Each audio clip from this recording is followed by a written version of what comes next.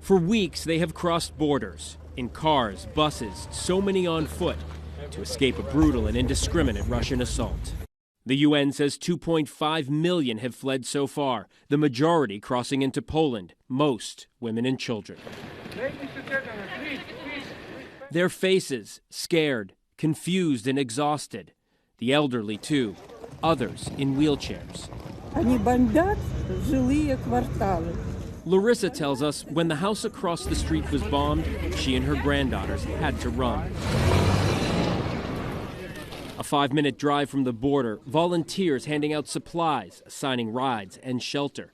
With concerns of exploitation, under this red tent, records are matched, phone numbers and addresses to follow up. This bus, one of many, leaving here, heading north to an uncertain future. This is where so many of the refugees who cross the border are winding up. This is a sports arena in Warsaw where we're told 200,000 to 300,000 refugees have already come in. There are 300 beds set up in this particular facility. Mothers are bringing their children here. Children are bringing what they can fit into their backpacks. It's really a crisis situation. We are doing what we can. Tomasz Pakwa is Warsaw's Director of Social Affairs. He and countless volunteers working day and night to keep up. And this is just one of 9 major shelters in Warsaw, a city desperately trying to keep pace with the number of refugees coming in. We are doing what we can as a city, but it should be government who organize that and spread people around Poland so that it wouldn't cause problems in one place. Poland originally said it could take about 1 million refugees, but there are more than 1.5 million already here and more crossing the border every day. To be safe. The generosity overwhelming for one refugee, bringing Oksana Nowicka to her knees, not asking for mercy, but thanking the country that showed it to her. You know, if I don't know how to say more thank you, I can kiss their feet for it, really. We understand. When the war began, Oksana's nephew, 4-year-old Timka,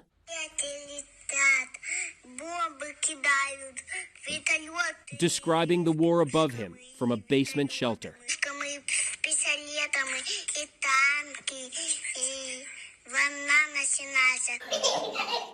A few days later, his family made it to a hotel in Lublin, Poland. Timka's 5-year-old cousin Anna was in that shelter too. They have seen and heard the same horror. Anna's way of expressing it, this picture, a man with a tank and helicopters above. We ask who he is. Putin? The government finding their family a home. They sent us these pictures when they were settled. But with so many refugees here now, that process is taking much longer. This is what it looks like to wait. Beds close together, a children's section with toys, snacks, and a TV. Announcements every 2 hours for food.